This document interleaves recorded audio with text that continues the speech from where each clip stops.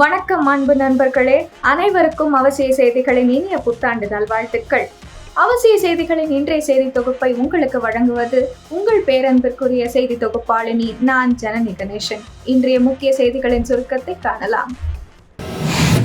ஆங்கில புத்தாண்டு துவக்கத்தை நேற்று இரவு 12 மணிக்கு கோவில்களில் சிறப்பு பூஜைகள், வான வேடிக்கைகளுடன் மக்கள் வெகு விமரிசையாக கொண்டாடினர். உலகின் பல்வேறு பகுதிகளிலும் கொண்டாட்டம் களை கட்டியது. புத்தாண்டை முன்னிட்டு பிரதமர், முதலமைச்சர் உள்ளிட்ட பல்வேறு அரசியல் தலைவர்கள் தங்கள் வாழ்த்துக்களை மக்களுடன் பகிர்ந்துள்ளனர். தமிழக பாஜக தலைவர் அண்ணாமலை வெளியிட்டுள்ள வாழ்த்து செய்தியில், மாற்றம் ஒன்றே மாறாது, இந்த சூழல் மாறும், நம் தமிழக மக்கள் இந்த இருட்டிலிருந்து மீண்டு வருவார்கள் என்ற நம்பிக்கையோடும் பல கனவுகளோடும் எதிர்பார்ப்புகளோடும் புத்தாண்டை எதிர்கொள்கிறோம். புதிய வாய்ப்புகளும் வழிகளும் நம் முன்னே நிறைந்திருக்கின்றன. நம்முடைய தேர்வு நமக்கானது மட்டுமின்றி நம் அடுத்தடுத்த தலைமுறைகளுக்குமானது என்பதை நினைவில் கொண்டு நல்லவற்றையே தேர்ந்தெடுப்போம், தமிழகத்தை மீண்டும் சிறப்பானதாக்குவோம் என தெரிவித்துள்ளார்.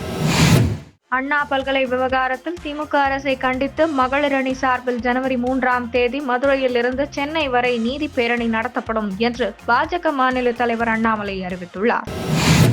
மடியில் கனம் இருப்பதால் தான் திமுகவிற்கு பயம். அண்ணா பல்கலை மாணவி பாலியல் வழக்கை சிபிஐ விசாரணைக்கு உத்தரவிட வேண்டியதுதானே என எதிர்க்கட்சி தலைவர் பழனிசாமி கேள்வி எழுப்பியுள்ளார். காக்கி சட்டையில் ஒளிந்து கொண்டிருக்கும் கிரிமினல் நீ செல்போன் திருடன், ஆடியோ திருடன். இந்த அரசு என்னுடன் மோத துப்பில்லாமல் இவரை முன்வைத்து பின்னாடி இருந்து ஆட்டம் காட்டிக் கொண்டிருக்கிறது என்று டிஐஜி வருண்குமாரை நாம் தமிழர் கட்சி ஒருங்கிணைப்பாளர் சீமான் கடுமையாக விமர்சித்துள்ளார். தொட்டதற்கெல்லாம் முன்னெச்சரிக்கை, கைது என போலீசார் நடந்து கொள்வது சரியல்ல என திமுகவின் கூட்டணி கட்சியான மார்க்சிஸ்ட் கம்யூனிஸ்ட் கட்சியின் மாநில செயலாளர் பாலகிருஷ்ணன் கூறியுள்ளார். மாநிலங்களில் ஆளும் பாஜக அரசுகள் சமூகத்தின் தாழ்த்தப்பட்ட பிரிவினருக்கு எதிரான மனநிலையை கொண்டிருக்கிறது என்று காங்கிரஸ் தலைவர் மல்லிகார்ஜுன கார்கே குற்றம் சாட்டியுள்ளார். ராஜஸ்தான் மாநிலத்தில் போர்வெல் போடும்போது 3 அடி உயரத்துக்கு தண்ணீர் பெருக்கெடுத்து வெள்ளம் போல பாய்ந்து ஓடும் சம்பவம் பரபரப்பை ஏற்படுத்தி இருக்கிறது.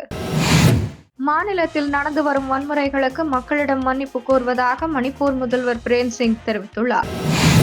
எக்ஸ் சமூக வலைதள பக்கத்தில் அதன் உரிமையாளரான எலான் மஸ்க் தனது சுயவிவர பக்கத்தில் முகப்பு படத்தையும் பெயரையும் மாற்றியது இணையதளவாசிகளின் கவனத்தை பெற்றுள்ளது. தனது சுயவிவர பக்கத்தில் எலான் மஸ்க் தனது பெயரை கிக்கியஸ் மேக்சிமஸ் என மாற்றியுள்ளார். மேலும் தனது படத்தை முகப்பு படமாக வைத்திருந்த நிலையில் அதனை நீக்கிவிட்டு கார்ட்டூன் சித்திரமான பிபி தி ஃப்ராக் என்ற தவளையின் படத்தையும் வைத்துள்ளார். கிக்கியஸ் மேக்சிமஸ் என்ற பெயர் கிரிப்டோ கரன்சி ஆர்வலர்கள் மற்றும் முதலீட்டாளர்களின் கவனத்தை ஈர்த்து வந்தது. இது தொடர்பான மீம்களையும் கடந்த சில நாட்களுக்கு முன்னர் எலான் மஸ்க் பகிர்ந்திருந்தார். இந்த மாற்றத்தை செய்ததற்கான காரணம் எதையும் எலான் மஸ்க் கூறவில்லை. இருந்தாலும் இந்த துறையில் அவர் கவனம் செலுத்தி வருவதாக கூறப்படுகிறது. ஒவ்வொரு ஆண்டும் சிறப்பாக செயல்படும் வீரர் வீராங்கனைகளுக்கு சர்வதேச கிரிக்கெட் கவுன்சில் சார்பில் விருது வழங்கி கௌரவிக்கப்படும். நடப்பு ஆண்டின் சிறந்த வீரர் வீராங்கனைக்கான விருதுக்கு பரிந்துரை செய்யப்பட்டவர்களின் பட்டியலை ஐசிசி வெளியிட்டுள்ளது. அதன்படி சிறந்த டெஸ்ட் கிரிக்கெட் வீரருக்கான ஐசிசி விருதுகளுக்கு இந்தியாவின் ஜஸ்பிரீத் பும்ரா பரிந்துரைக்கப்பட்டுள்ளார். அவருடன் இங்கிலாந்தின் ஜோ ரூட், ஹாரி ப்ரூக், ஆஸ்திரேலியாவின் டிராவிஸ் ஹெட்டும் பரிந்துரைக்கப்பட்டுள்ளனர். இந்த செய்தி தொகுப்பு இத்துடன் நிறைவடைகிறது. சேனலை மறக்காமல் சப்ஸ்கிரைப் செய்வதுடன் அனைவருடனும் பகிருங்கள். மீண்டும் நாளை காலை 8 மணிக்கு உங்களை சந்திக்கிறேன். நன்றி, வணக்கம், ஜெய் ஹிந்த்.